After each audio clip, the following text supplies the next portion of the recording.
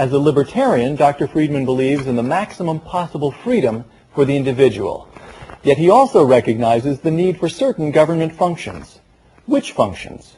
How does he decide when it's legitimate for the government to take some of our freedom away?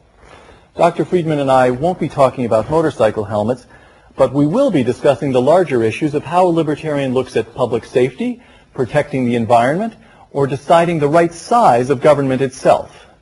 We begin by asking Dr. Friedman just what is a libertarian?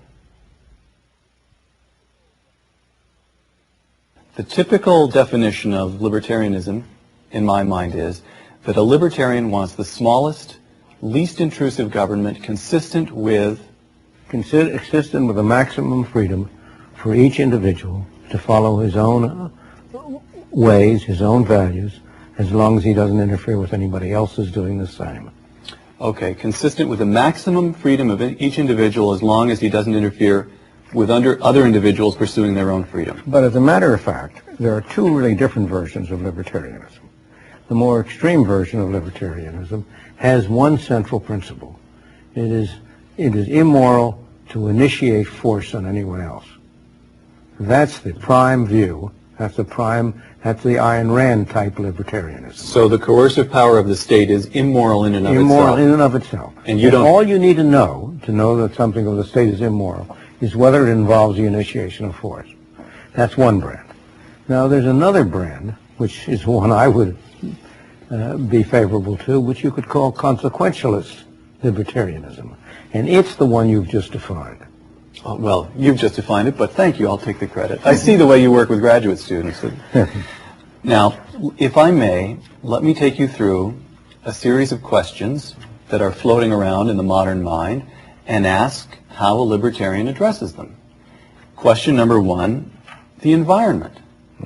Now, it would strike a lot of people living in Manhattan that Central Park is very important to their lives, and that if Milton Friedman had his way, it would be turned over to the market and buried under skyscrapers and parking lots within 18 months or however long it takes Donald Trump to put the structures up. It doesn't take a governmental agency to maintain the theaters in New York. It doesn't take a government agency to maintain the museums, the art museums in New York. The Museum of Modern Art is not a government museum. It's a private. It happens to be there are two kinds. There are private for-profit enterprises and not-for-profit enterprises, like the museum, like the Opera House, and so on. Right. In the same way, if Central Park were not owned by the government, it never would have become the filthy place it became. You forget what happened to Central Park.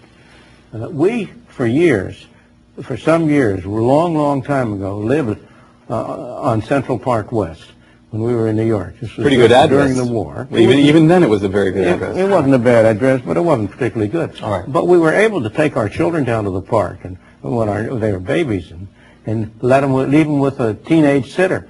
And nobody was worried about safety. But in more recent years, until the very recent years, Central Park came to be a place where you wouldn't dare to do that. It wasn't safe.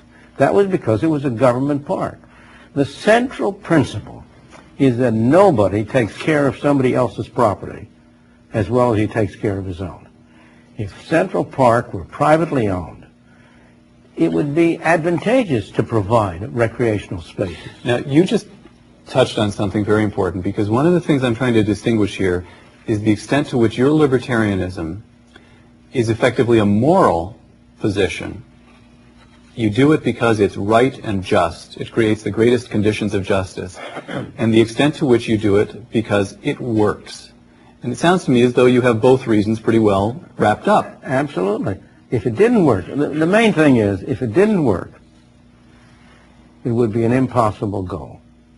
The only reason there's any chance of keeping government limited is because government is so inefficient and does so poorly. Now let me just try. During the Industrial Revolution of the 19th century, government in Britain was very limited, and economic enterprise went all but unregulated. Yet that wasn't exactly a golden age, now was it? Again and again and again you'll hear we've tried, the Western world has already tried laissez-faire, let-her-rip economics, and it ended up with the London that Charles Dickens portrayed: dirty, filthy, child labor, just a terrible mess. What do you do with, how did that come to be? It was a terrible mess, but what cleaned it up?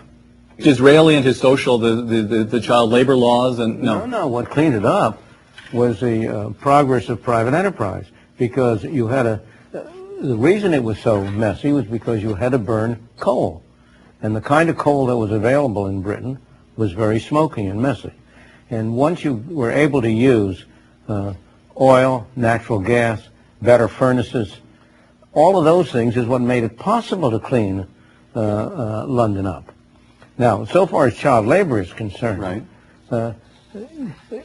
What happens in the picture that's drawn of Britain of the 19th century, right, is that there is no image of what went before. Of why is it that all of these people from the farming, from the rural areas came to the city? Did they come to the city because they thought it would be worse, or because they thought it would be better? And was it worse or was it better? In the early days, there are very few things that are 100% black or 100% white. Right. There are various shades of gray. And what we aim for is the least shade of gray that's possible. I'm not going to say that all was rosy in Britain at that time. It wasn't. But look around the world today. Where is it least rosy?